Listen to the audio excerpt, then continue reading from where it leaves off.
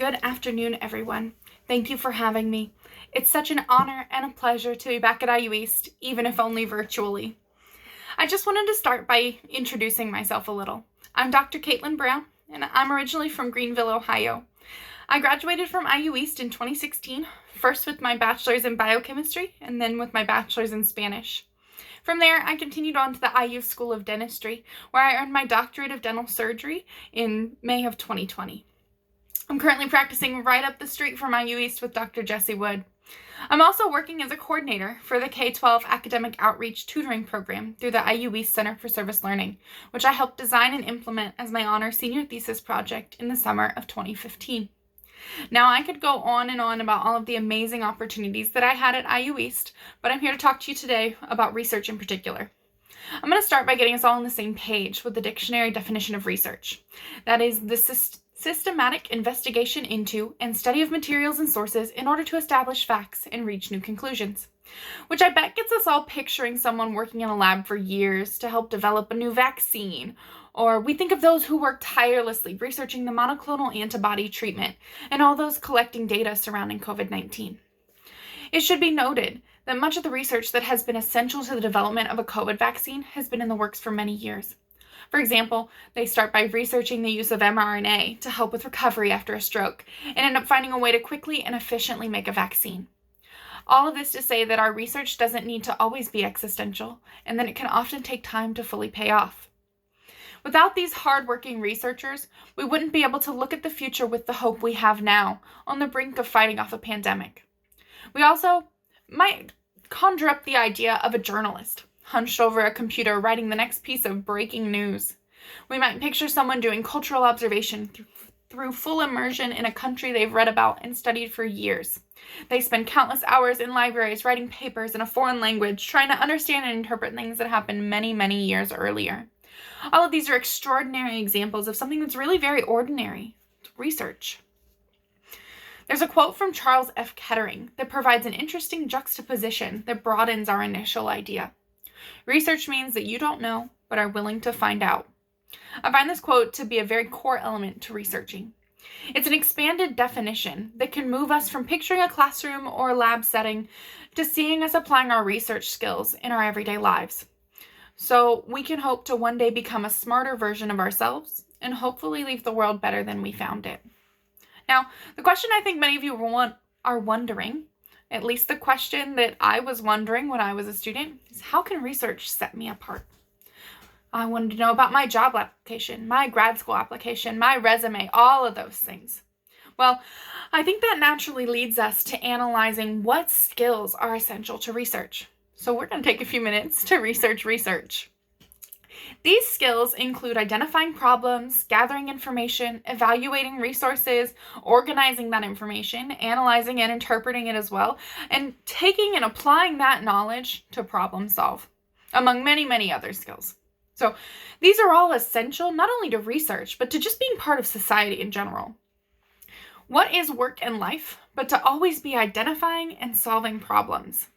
Even down to the very mundane of figuring out what we want to eat for dinner. This requires research on our part, and it requires a history of research in which we know ourselves and our abilities. We want to ensure that we don't inadvertently downplay our research.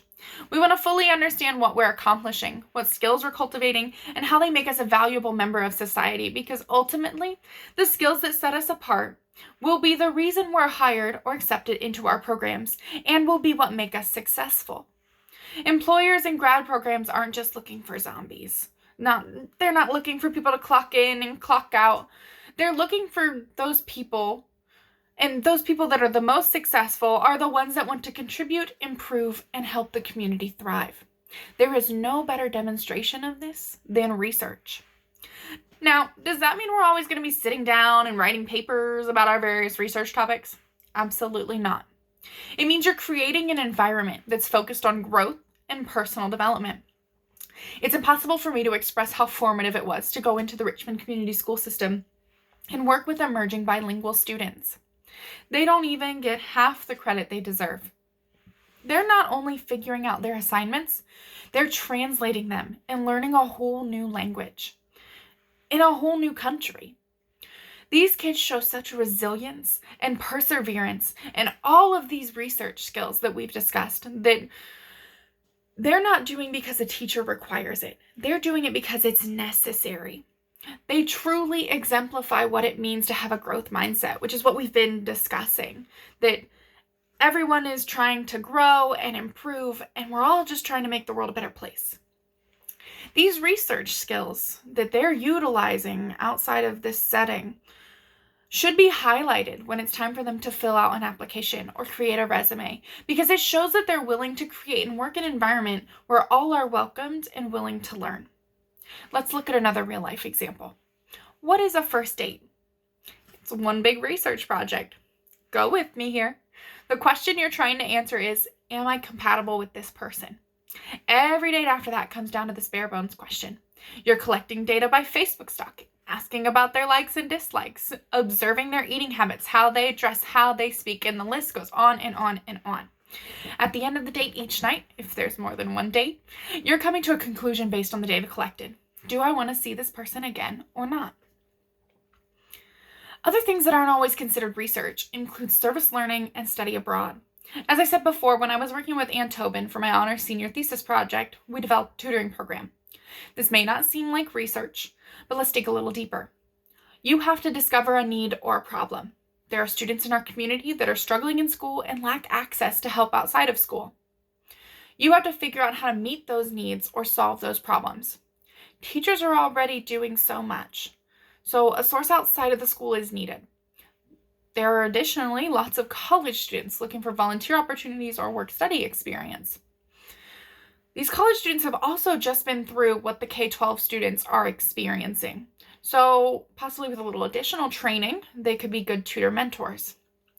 Now, then we're going to continually collect data from surveys and from the students and the parents and the tutors to try to improve and better meet any changing needs that we find in our community. So surveys are sent to those tutors, students, and parents at the beginning and end of each semester, and anytime there's a change. That data is gathered, condensed, and analyzed to determine how the program may be improved in the future. Now, when a pandemic hit, for example, the program was forced to go completely online, when previously it had only been in person. So talk about a huge learning curve and lots of feedback. IU East has also provided me several opportunities to travel abroad to Argentina and Costa Rica. Before my first trip to Argentina, I hadn't even been on a plane. So I wasn't just becoming immersed in a whole new culture. I was experiencing things right here for the very first time. I discovered that I loved learning new things, and I liked finding out how people do things differently. I also reaffirmed my love of the natural sciences by taking water samples throughout the country and analyzing and interpreting that data. Our final projects were a little unconventional in that we were to make an art piece to demonstrate what we had learned. After being used to writing so many papers, I truly enjoyed the creativity of creating a piece of art representative of my findings. It just so happens that dentistry is an amazing amalgamation of all of these different aspects I had loved about earning my biochemistry and Spanish degrees. There's lots of hard science to back up everything we're doing, but reconstructing a tooth, it's absolutely an art. In addition to all of that wonderful community research, especially when you're taking on a new venture, you're not only researching how to serve those around you and fulfill various requirements, but you're researching yourself and what makes you feel happy and fulfilled and successful. You're constantly performing experiments and coming to new conclusions about what will fill you with joy. This is such an important time in your life to be doing all this research as you're trying to figure out where you fit in the world. I myself have found that it's in the everyday in our own communities that we will each find purpose, which is exactly why I returned to Richmond after graduating from dental school. I was able to find a sense of purpose and community through my work at IU East and want to continue giving back to a place that has given me so much. Although these have been unconventional examples, I think they get many of my points across succinctly. We are continually conducting research, answering questions, and problem solving, and research isn't always labeled research.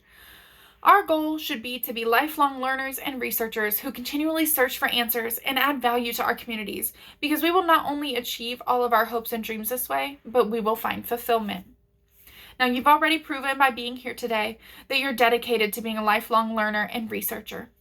Utilizing the skills that doing research has taught you, identifying problems, gathering information, evaluating resources, organizing, analyzing, interpreting information, and applying knowledge to problem solve, among many others, will allow you to set yourself apart. These skills will be invaluable in your future, and by looking for ways to contribute to and better your community with them, you will be an invaluable part in the lives of others. I also want to take a second to encourage you to take full advantage of every opportunity you can while at IU East. There are so many there and an amazing number of people that want to see you succeed. I so look forward to seeing your continued contributions and all the amazing things you're going to do. So good luck and thank you for listening.